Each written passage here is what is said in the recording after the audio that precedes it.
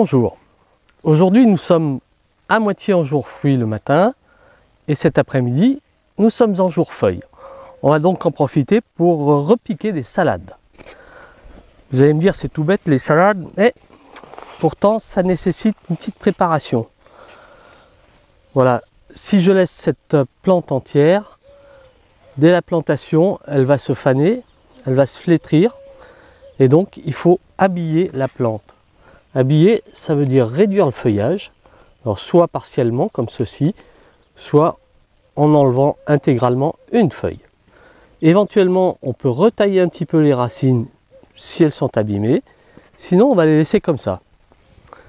Un plantoir ou un transplantoir, ça fait peu d'écart, il suffit de faire un trou et de mettre la salade en place.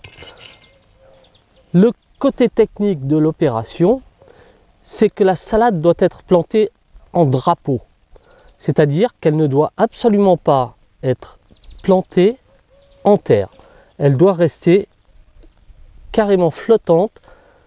Les feuilles ne doivent pas être intégrées dans le sol. La suivante va être à environ 20-25 cm d'écart. Le travail est très rapide. Hop. Voilà. Même si elle paraît insignifiante à ce stade, elle aura très vite rejoint la suivante. Elles vont se toucher, elles vont se paumer, elles vont se toucher. Je vais continuer en apportant un peu d'engrais. Et c'est un engrais azoté. Voilà, du guano de pigeon.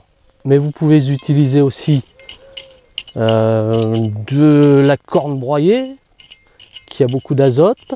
Vous pouvez apporter du sang desséché.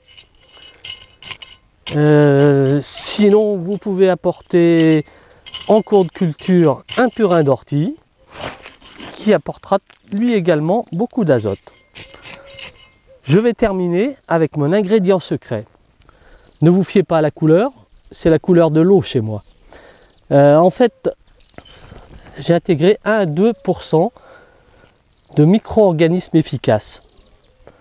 Ces micro-organismes vont aider à la transformation du fumier et à la cautérisation des racines, ce qui fait que mes légumes vont très rapidement démarrer et devenir assez monstrueux. Maintenant, à vous la suite.